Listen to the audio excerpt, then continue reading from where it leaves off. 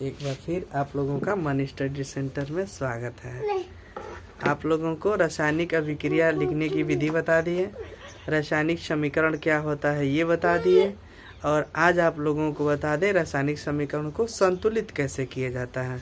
तो रासायनिक समीकरण को संतुलित करने की 3 विधियां हैं। एक विधि है अनुमान विधि, दूसरा है इलेक्ट्रॉन संकल्पना विधि और दूसरा है ऑक्सीकरण संख्या विधि। और पहले आप लोगों को आज रासायनिक समीकरण को संतुलित करने के लिए ये बता दें अनुमान विधि। अनुमान विधि द्वारा कैसे संतुलित करते हैं, तो उससे पहले हम लोग पहचानते हैं कि जो रासायनिक अभिक्रिया दिया गया है वह संतुलित है कि नहीं है। तो ये पहचानने के लिए क्या करते हैं, तो अभिकारक पक्ष में और उत्पाद पक्ष में दोनों तरफ परमाणुओं की संख्या गिनते हैं। अगर दोनों तरफ परमाणुओं की संख्या बराबर है तो समीकरण संतुलित है। अगर दोनों तरफ बराबर नहीं है, दोनों तरफ बोले तो अभिकारक के तरफ और उत्पाद के तरफ, दोनों तरफ यदि परमाणुओं की संख्या बराबर है तो वह संतुलित समीकरण कही जाएगी। अगर बराबर नहीं है तो वह असंतुलित समीकरण कही जाएगी। जैसे देख लीजिए ये जो रासायनिक समीकरण दिया गया है आप लोगों के सामने, इसके अंतर्गत पहले समीकरण को चेक कर लेते हैं। तो इधर ये अभिकारक पक्ष है और ये उत्पाद पक्ष है। अभिकारक पक्ष में हाइड्रोजन की संख्या, इधर देखिए हाइड्रोजन की संख्या 1 है ना, और इधर हाइड्रोजन की संख्या 2 है। टोटल कितना हाइड्रोजन हो गया, इसमें 3 हाइड्रोजन हो गया। और देखिए उत्पाद पक्ष में हाइड्रोजन की संख्या मात्र 2 है, मतलब बराबर नहीं है, तो ये असंतुलित समीकरण हो गया। दूसरे समीकरण में देखिए कि सोडियम की संख्या 1 है, इधर सोडियम की संख्या 2 दिखाई दे रहा है। इसका मतलब कि सोडियम ही बराबर नहीं है, यह भी असंतुलित समीकरण है। और ये जो नीचे वाला देख रहे हैं, इधर सोडियम की संख्या कितना है, 1 है ना, इधर भी सोडियम की संख्या, मतलब अभिकारक में भी सोडियम की संख्या 1 है और उत्पाद में भी अणुओं की संख्या 1 है। और यहाँ पे क्लोरीन की संख्या 1 दिख रहा है अभिकारक पक्ष में, उत्पाद पक्ष में भी क्लोरीन की संख्या 1 है। अभिकारक पक्ष में सिल्वर की संख्या 1 है, उत्पाद पक्ष में भी सिल्वर की संख्या 1 है। NO3 की संख्या 1 है, इधर भी NO3 की संख्या 1 है। मतलब ये जो नीचे वाला समीकरण है यह संतुलित समीकरण है। इसमें अभिकारक में जितने परमाणु अणु हैं उतने ही उत्पाद में भी परमाणु अणु हैं। लेकिन ये जो 2 समीकरण दिख रहा है हम लोगों को, ये समीकरण नंबर 1 और समीकरण नंबर 2, यह संतुलित नहीं है। तो यह चेक करना आ गया ना आप लोगों को कि कैसे चेक करेंगे कि अभिक्रिया संतुलित है कि नहीं है समझ में ना। तो इसको संतुलित करने के लिए सीखते हैं हम लोग अनुमान विधि द्वारा संतुलित पहले करेंगे, उसके बाद ऑक्सीकरण संख्या विधि है और इलेक्ट्रॉन संकल्पना विधि है।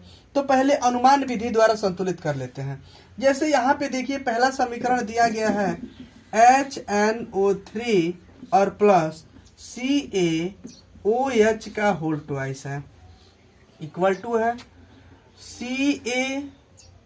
CaNO3 का होल ट्वाइस है और प्लस H2O है। तो इसका मतलब ये जो समीकरण है इसमें हाइड्रोजन ही संतुलित नहीं है। तो हाइड्रोजन को पहले संतुलित करते हैं अनुमान विधि द्वारा। तो इधर ना हाइड्रोजन की संख्या 1 और ये 2, और इधर देखा जाए तो इधर हाइड्रोजन की संख्या 2 है। अगर यहाँ पे 2 हाइड्रोजन कर दें तो हाइड्रोजन की संख्या इधर 4 हो जा रही है और इधर हाइड्रोजन की संख्या 2 हो रही है। तो इसको 4 करने के लिए 2 से मल्टीप्लाई करेंगे। हाँ, एक बात का ध्यान रहे, कभी भी अणु की संख्या नहीं बढ़ाते हैं, परमाणु की संख्या बढ़ाते हैं, गुणांक के रूप में संतुलित किया जाता है। अब ये कह दें कि यहाँ पे H की संख्या यहाँ पे 4 कर दी, जैसे यहाँ पे H2O है, तो अब ये नहीं कर सकते यहाँ पे हाइड्रोजन की संख्या 4 कर देना, ये गलत हो जाएगा। ठीक है, तो अब इसको संतुलित करने के लिए देखिए हाइड्रोजन की संख्या 2 और 2 4 हो गया, इधर भी हाइड्रोजन की संख्या 4 हो गया। अब ऑक्सीजन की संख्या 6 और 2 8, इधर ऑक्सीजन की संख्या 8 हो गया ना। देखिए 3 दूना के 6 और 2 8। तो यहाँ पे इधर अभिकारक पक्ष में ऑक्सीजन की संख्या 8 हो गया, और इधर देख लीजिए उत्पाद पक्ष में 3 दूना के 6 और 2 8, ऑक्सीजन बैलेंस्ड हो गया। नाइट्रोजन देख लीजिए, इधर नाइट्रोजन की संख्या 2 है, इधर भी नाइट्रोजन की संख्या 2 है, यहाँ पे 2 है ना, यहाँ पे O की संख्या 3 है और गुणते 2, 6 इधर है 2 इधर है, लेकिन नाइट्रोजन की संख्या ये 2 यहाँ पे है। इसका मतलब अभिकारक में जितने परमाणु अणु हैं उतने उत्पाद में भी हैं, अतः यह समीकरण कैसा है? संतुलित है। यह संतुलित समीकरण हो गया। दूसरे समीकरण को संतुलित करते हैं। ये पहला समीकरण संतुलित हो गया। दूसरे समीकरण को देख लीजिए कैसे संतुलित करेंगे इसको। ये दूसरे समीकरण NaOH और plus H2SO4 equal to Na2SO4 plus H2O।